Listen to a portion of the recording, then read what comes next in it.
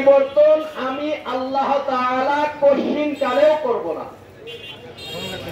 যেই জাতি নিজেদের ভাগ্যের পরিবর্তনের চেষ্টা নিজেরা না করবে,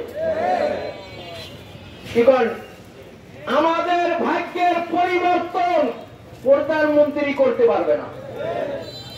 কি বল, পারবে নাকি? আমাদের ভাগ্যের পরিবর্তন আমাদেরই করতে হবে।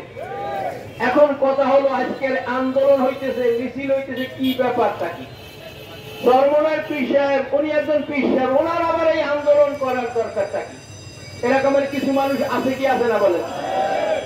আরে ভাই, পীর তো যেমন রাসূল পাক সাল্লাল্লাহু আলাইহি ওয়াসাল্লাম মেম্বারে খুতবা দিতেন, কি বলেন ঠিক কিনা? ময়দানে তরবারি হাতে নিতেন, কি বলেন ঠিক কিনা?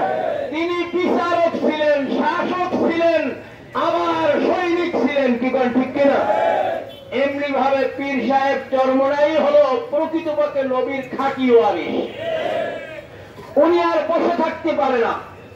হুব্বুল ওতানি মিনাল ঈমান, দেশের মায়া এটাও ঈমানের একটা অংশ।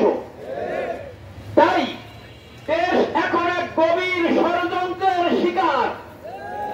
পাকিস্তান আমাদের থেকে চলে গেছে, পাকিস্তানিদেরকে দেশের মানুষ তাড়াইছে, লাঠি পিটা করছে, জুতা পিটা করছে। পাকিস্তান চলে গেছে, পাকিস্তানকে খেদাবার জন্য ভারতও একটু সাহায্য করছে। ভারত সাহায্য করার কারণ কি?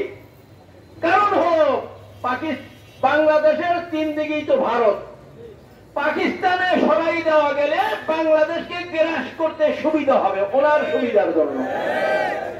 কিন্তু বাঙালি অত্যন্ত বিচক্ষণ। বাঙালি পূর্বেও কোনদিন মাইনে নেয় নাই, ভবিষ্যতেও মাইনে নিবে না। আমি আপনাদেরকে একটা জিজ্ঞাসা করি, আপনাদের নিজেদের বাড়ি, নিজেদের কোন একটা বাড়ি, পাশের একজন লোক আপনার বাড়ির ভিতর যা রোড বানাইয়ে নিতে, রাস্তা বানাইয়ে নিতে চায়, আপনি কি সহজে দিবেন?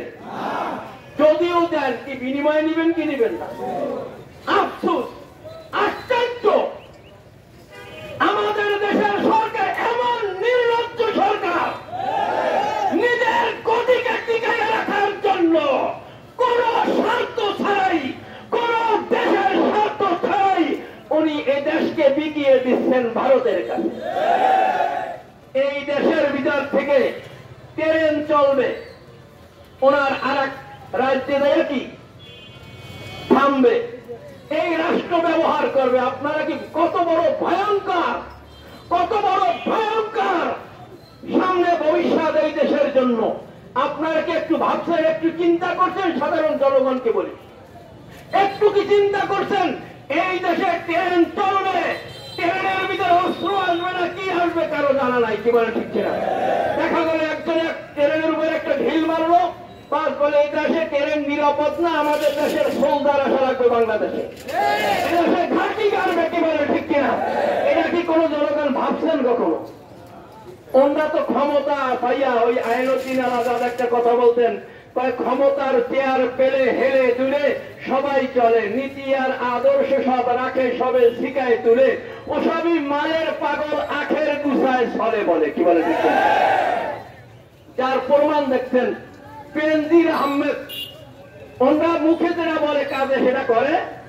উনি কয়েকে দুর্নীতি জিরো টলারেন্স, এখন জিরোতে নামাই নিয়ে আসবে।